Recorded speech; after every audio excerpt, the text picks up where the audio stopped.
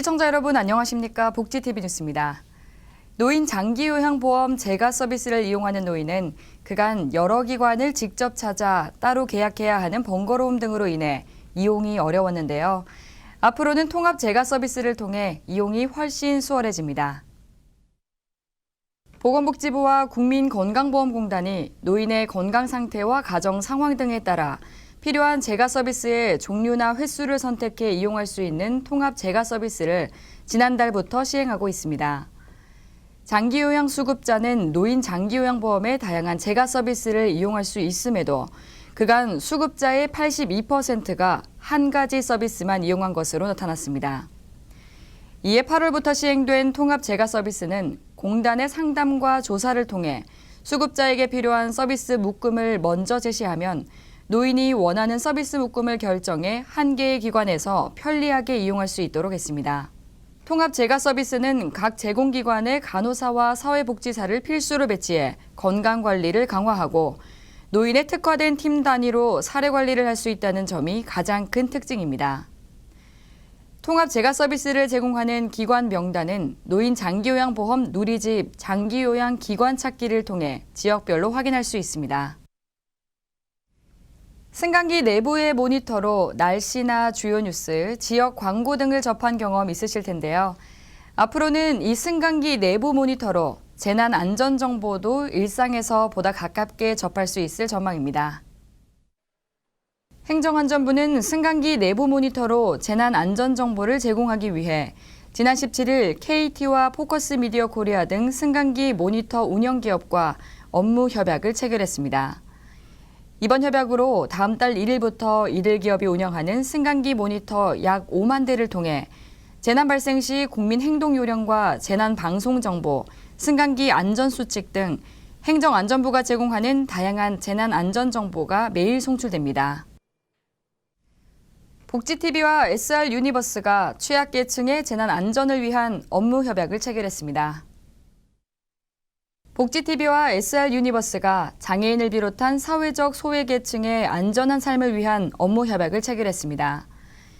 기술과 영업 기반을 활용한 공동 영업활동 확장과 더불어 재난재해에 도움이 필요한 장애인과 노인 등 사회 안전 취약계층의 보호책을 마련하기로 약속했습니다. 월급을 7년간 쓰지 않고 꼬박 모아도 내 집 마련하기 힘들다고 하죠. 경기도가 반가운 정책을 내놓았습니다. 수원 광교 신도시에 중산층을 위한 새로운 개념의 임대주택을 짓습니다. 자세한 내용 최지희 기자가 보도합니다. 부동산을 찾아 수원 광교 신도시 내 아파트 시세를 알아봤습니다. 현재 실거래가가 제일 비싼 곳은 호수 주변의 전망을 감상하며 각종 편의시설을 가깝게 이용할 수 있는 아파트 3.3제곱미터, 소위 이른바 평당 3,800만 원가량 됩니다. 이 신도시 내 제일 싼 곳도 평당 1,700만 원 정도의 실제 거래가 되고 있습니다. 분양가에 웃돈은 붙고 집값은 계속 뛰고 이렇다 보니 손쉽게 신도시 입성에 엄두를 못 내는 사람들도 생겨납니다. 그런데 경기도가 국내 최초로 분양을 임대로 대체한 새로운 방식의 중산층을 위한 임대주택을 광교 신도시에 선보이겠다고 발표했습니다. 이번 경기도가 짓는 중산층 임대주택은 주변 전세 90% 내외 수준의 보증금과 월세를 내고 20년간 거주할 수 있는 조건, 또 공공임대주택과 달리 소득 자산에 관계없이 만 19세 이상 무주택이면 청약 통장이 없어도 청약이 가능합니다.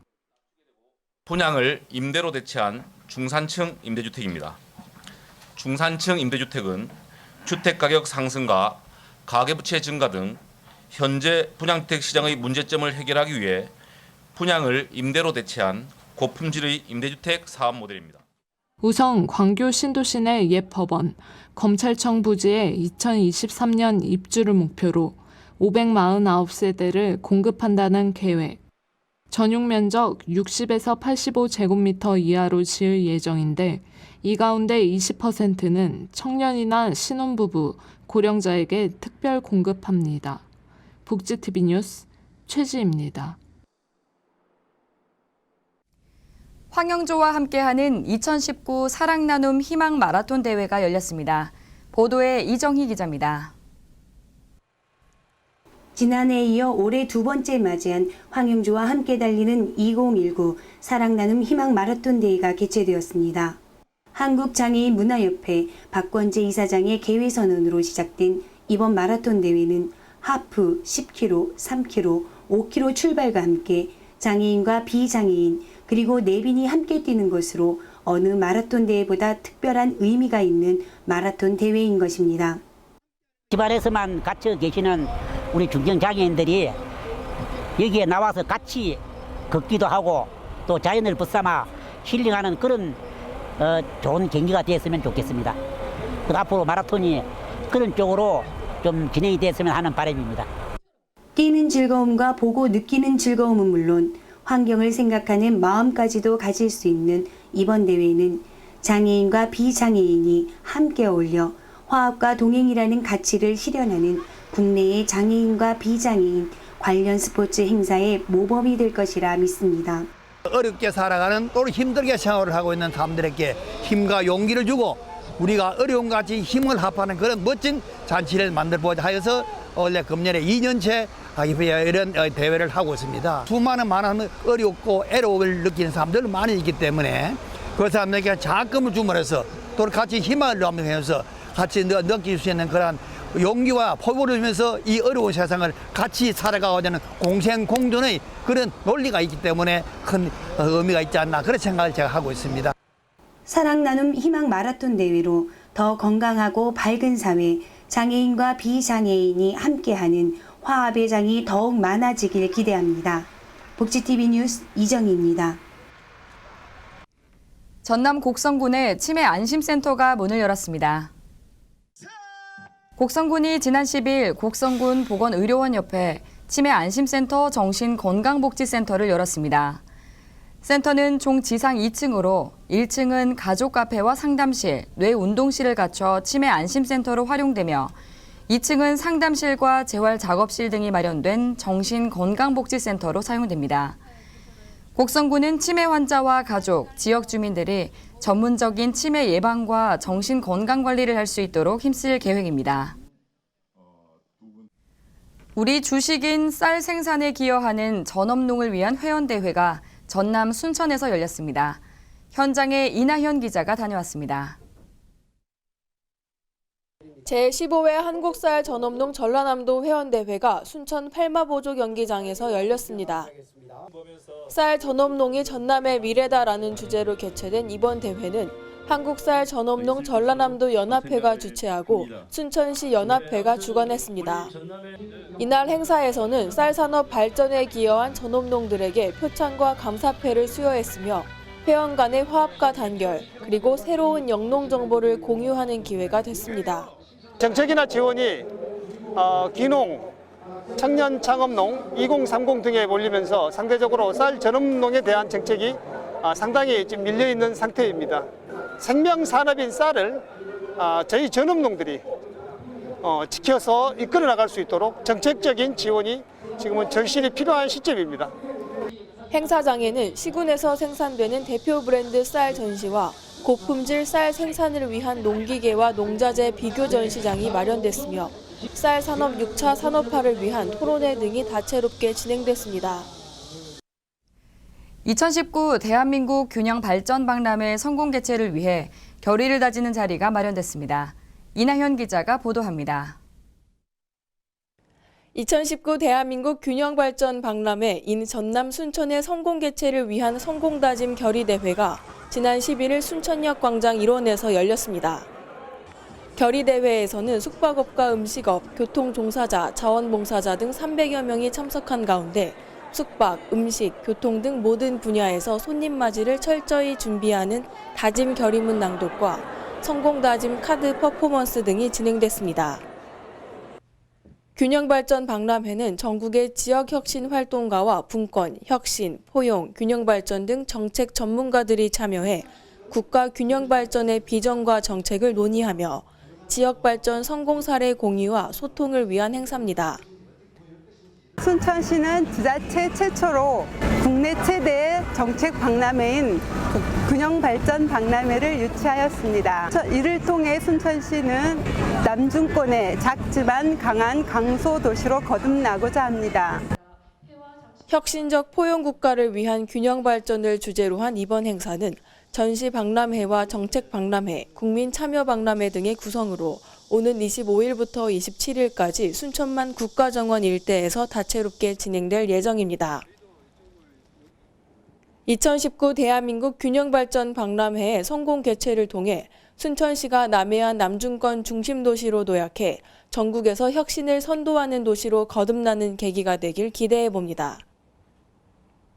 복지TV 뉴스 이나현입니다.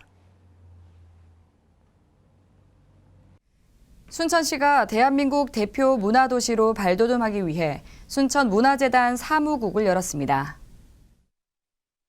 순천시가 지난 10일 더 행복한 문화도시 순천을 이끌어갈 순천문화재단 사무국 개소식을 열고 본격적인 업무를 시작했습니다. 시민들의 다양한 문화 수요 충족 등을 위해 설립된 순천문화재단의 개소식은 허석 순천시장과 순천문화재단 이사 등 50여 명이 참석한 가운데 진행됐습니다. 앞으로 문화재단에서는 문화예술 정책 개발과 창작 활동 지원, 문화예술 교류, 전문 인력 양성 등의 역할을 수행할 예정입니다. 2019 여수 국제 아트 페스티벌이 개막했습니다.